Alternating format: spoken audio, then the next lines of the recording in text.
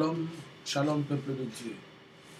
Je vous salue de partout, vous qui me suivez, vous qui êtes en train d'être connectés à pareil moment. Je vous demanderai de m'aider à m'écouter attentivement et après avoir écouté ces messages, aidez-moi que ceci parvienne au prophète Joël Tatou. Je sais que beaucoup de gens vont encore dire comme ils en ont l'habitude, pourquoi tu ne l'as pas contacté, pourquoi. Ça fait un grand temps que depuis que je suis en train de chercher son contact, j'avais posté des messages sur Facebook, je demandais à plusieurs personnes, je postais un message sur YouTube, je vis, il était en train de faire une annonce d'un compte TikTok, je l'ai demandé et je lui ai envoyé mon contact, je lui ai demandé de lui parler. Ça fait un temps, plus d'une semaine, 2 semaines. Sur TikTok, ça fait quelques temps, mais sur Facebook et ailleurs, j'ai demandé, ça fait longtemps, je n'ai pas de suite. Et comme je n'ai pas d'autre moyen pour lui transmettre ces messages, je serai obligé de le faire comme ça, malgré le contenu, avec sa sensibilité, que Dieu nous garde. Seigneur, je remets ces moments entre tes saintes mains. Je demande à ce que ta main, ta puissance et ta grâce soient avec nous. Avec tout esprit d'humilité, Seigneur, je demande à ce que tu puisses faire que je disparaisse et que toi tu apparaisses. Que celui qui va parler, que ce soit toi, pas moi. Laisse que la gloire, la grâce et la bonté de ton Seigneur m'accompagnent, qu'elle soit avec moi au nom de Jésus. Amen.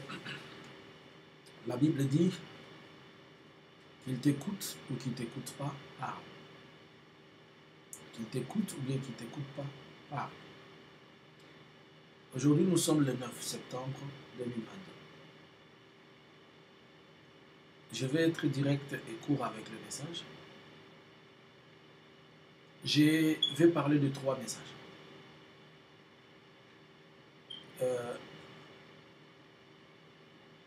J'ai vu 3 choses à une période donnée qui concernaient toutes ces 3 choses concernaient le prophète Joël Tatou. J'ai premièrement vu qu'il va faire un tournée aux États-Unis. Il va passer dans beaucoup de villes. Mais pendant qu'il devait y aller, on l'a appelé, on a dit que tout était préparé et que tout était prêt. La manière dont les choses se sont passées et avec une haute connotation financière, ça a laissé à boire et à manger.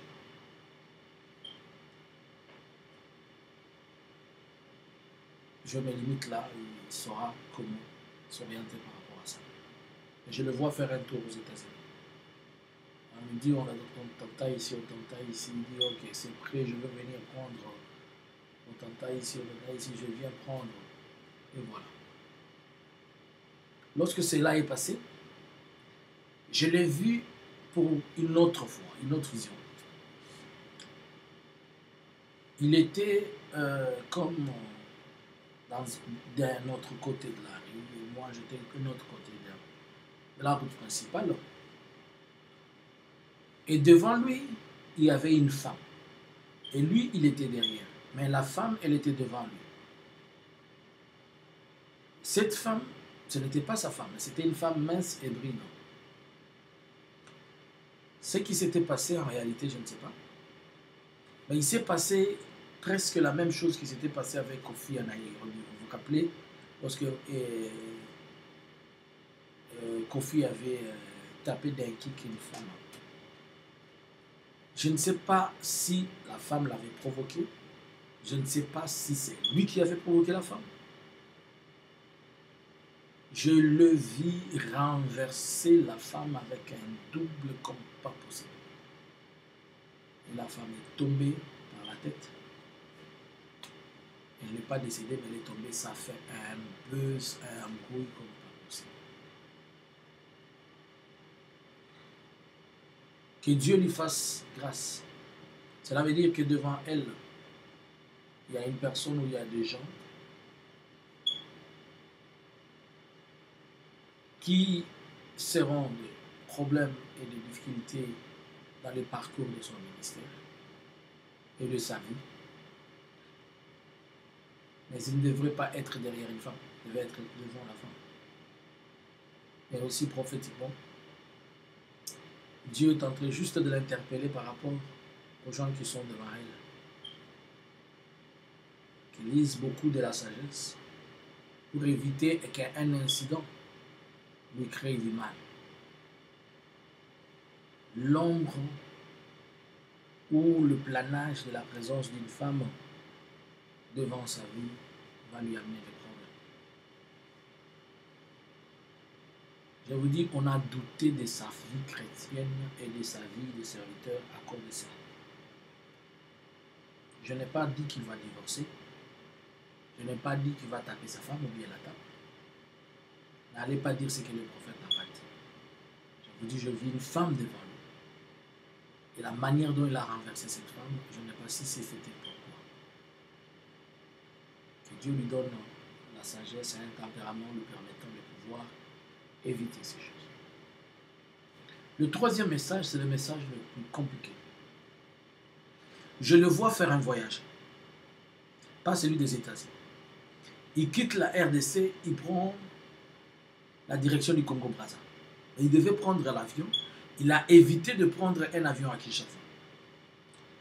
À part ce problème qui est actuellement de carburant, il va y avoir beaucoup de désordre et de choses au niveau de l'aéroport de Djili que certaines personnes plusieurs fois vont commencer à éviter, et surtout quand ce sont des choses importantes. Les gens vont éviter l'aéroport de Djili. Ils vont beaucoup emprunter Brazzaville. Puisqu'il avait évité de passer en Djili, car il avait une valise qui contenait certaines choses qui étaient importantes, et en Djili, il trouvait que ça n'allait pas être bon. Notre porte, qui est la porte d'entrée Djili, notre porte a un problème, il faudrait que cette porte soit assainie spirituellement. Si les gens commencent à refuser à passer au travers la porte, et ils cherchent la fenêtre, et qu'il y a quelque chose qui n'est pas bon. Notre aéroport va continuer à être mauvais. Ça va continuer à écarter les gens. Peut-être ça sera des problèmes de carburant, des pénuries d'avions, peut-être des carburants, peut-être pas cette pénurie de carburant qu'il y a maintenant, peut-être il y aura des choses. Alors je le vois passer par Brazzaville. Et lorsqu'il va pour prendre son avion, il arrive, on le stoppe. Et quand on le stoppe, on va contrôler ses valises. Et ce qu'on va trouver dans ses valises, c'est ce qui va poser problème.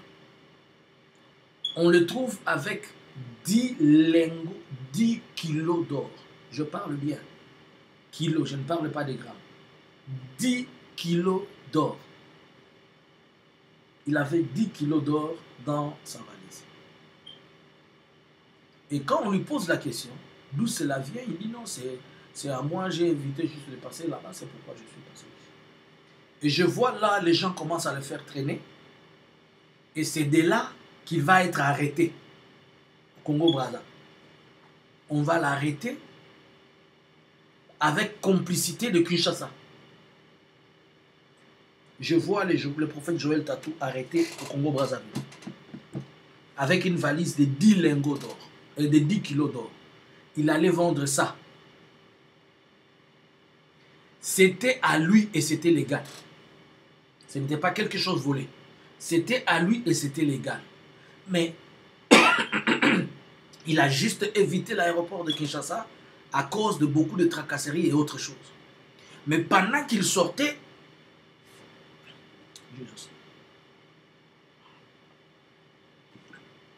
je ne connais pas la vie du prophète Joël, mais je vais vous dire ce que cela veut dire. Mais pendant qu'il sortait, il y a eu des gens qui les filaient ou qui les suivaient, ils vont le signaler puisqu'ils étaient en train de le chercher une fois et on va l'arrêter.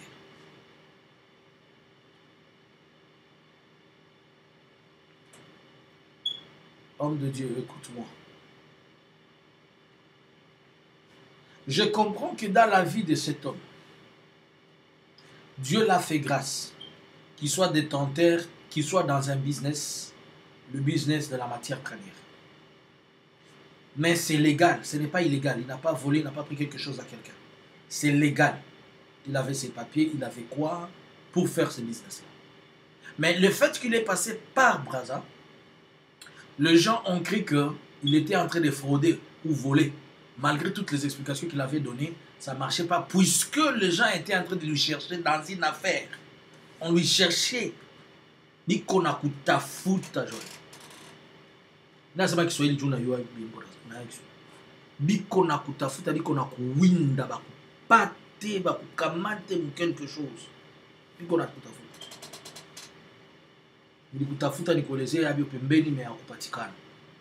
Je t'ai cherché pour te dire ces choses, mais tu n'as pas été, on m'a pas donné, et toi-même tu m'as pas donné accès à ce que. Deux fois, il faut avoir le temps aussi d'écouter ce que vous pensez qui sont petits, si vous êtes tellement grand et vous êtes tellement élevé. Moi,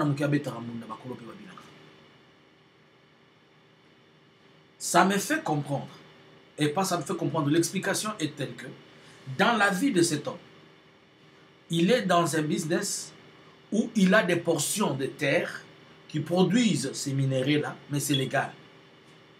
Mais comme il y a des gens qui savaient et qui savent ça, on cherche comment à faire étouffer ces business ou bien on cherche comment les sortir de là, mais comme il a des preuves, c'est difficile.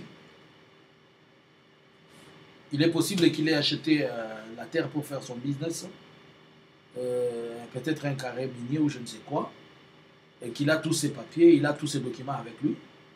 Maintenant, les gens, par jalousie, ils veulent voilà, voilà, et que le voilà, voilà ne tient pas.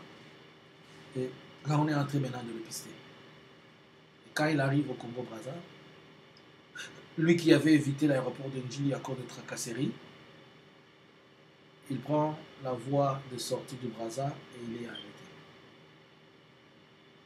L'homme de Dieu ne passe pas par Brazzaville. Ne passe pas par Brazzaville. Try to find another way for you to go out with your good. Try to open another door or to try to make your business even there, even home. You can make it. That's what I see in the realm of the spirit. People, they are behind your life, not behind your spiritual life, but they want like to stop every kind of source of incomes. It seemed like they said you are proud of yourself because you have money, and now they want to go to the source of that money to try to stop it. Je ne connais pas ta vie, et moi je te dis ce que je vis. Les gens se disent que tu es vantard, arrogant ou comment à cause de l'argent, et ils veulent aller stopper l'argent. Dieu est amour, Dieu aime tout le monde. Dieu est notre Père, il est le Créateur. Les hommes, nous pouvons tout dire, tout ce que nous voulons, mais Dieu aussi a ses façons de voir et ses façons de juger. Pendant cette période-là, Dieu était en train de me demander de prier pour Denis Lessie. Dieu m'a demandé, Jean-Luc, tu dois prier pour Denis Lessie. Je ne comprenais pas pourquoi Dieu m'a demandé ça. Mais quand je vois ces histoires de pétage-là, je comprends pourquoi l'Éternel m'a demandé de prier pour lui. Nzamba zolo banangana bondi la pona Denis Lessie. Nzamba kamara na bisote anza. Ah papa, il est alors, homme de Dieu, si tu vas écouter, que Dieu te fasse grâce. N'emprunte pas Brazzaville. Sache que tu devras trouver d'autres mécanismes par lesquels tu vas commencer à faire ce business-là, puisqu'il y a des gens qui ne veulent pas voir ce business aller de l'avant. Et il y a des gens qui veulent maintenant te faire taire, puisque peut-être ils ont utilisé tous les mécanismes et les moyens, ça n'a pas marché. Que Dieu te bénisse. Seigneur, je prie pour ton instrument, je prie pour le frère, je prie pour le bien-aimé. Toi qui as révélé ces choses, papa, c'est puisque tu ne veux pas que cela arrive. Éloigne et écarte-les de ce qui est de la volonté des hommes. Comme toi, tu as voulu les protéger, continue à les protéger, à les garder. Je sais que tu es un Dieu véritable et je sais qu'il y a quelque chose que tu veux dans sa vie. Sois le Dieu protecteur, le Dieu de la gloire et le Dieu de la grâce au nom de Jésus. Amen. Mon contact, c'est le plus 46 73 95 76 742. Mon WhatsApp, c'est le plus 46 73 95 76 742. Je m'appelle Jean-Luc Kamani. Je suis le visionnaire de CRL. Cela veut dire Christ réveille, libération dans les mondes. Je suis un prophète du ministère. Que Dieu vous bénisse. Je pense que ce n'est pas le premier message que vous écoutez de nous. Que Dieu vous bénisse et que le Seigneur soit avec vous. Shalom.